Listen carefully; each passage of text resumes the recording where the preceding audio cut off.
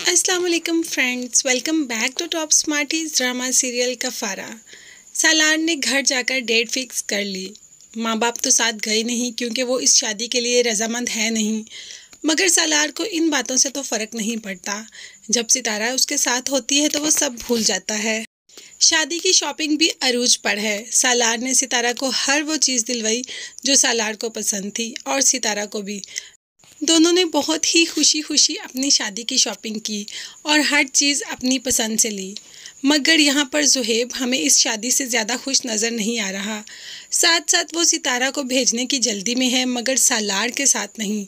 वो तो सलमान के साथ ही चाहता था। ये तो एंड टाइम पे सलमान ने इनकार कर दिया और सितारा ने सालार को पसंद कर लिया।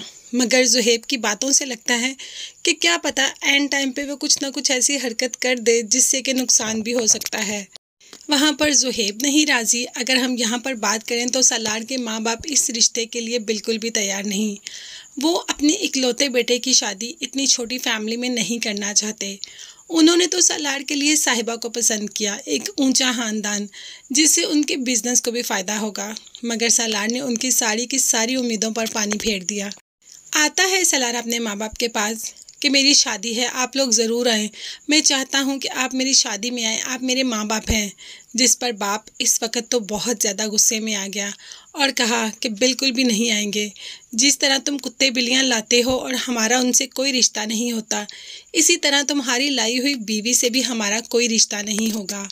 सालार वहाँ से दुखी होकर चला जाता है। मगर निम्मी में हम एक चेंज देख रहे हैं। जब से साहिबा से इंसल्ट करवाई है तब से निम्मी बहुत ज़्यादा बदल गई है। अब तो वो सालार की शादी और सितारा की शादी में भी जाना चाहती है। उसी ने अपनी माँ को समझाया कि हमें जाना चाहिए, वो हमारी कज़न है, और जाकर सितारा से माफ़ी भी मांग आती है। सितारा अपनी शादी की तैयारियों में खुश तो बहुत ज़्यादा है, मगर कहीं ना कहीं उसे एक दुख भी है क्योंकि उसकी माँ उसके साथ नहीं। वो अपनी माँ को इस टाइम पर बहुत मिस कर रही है। भाई है, मगर भाई भी ऐसा कि जो बहन का बिल्कुल भी साथ नहीं देता। और यहाँ पर ऊपर से बातें कसने वाले बहुत।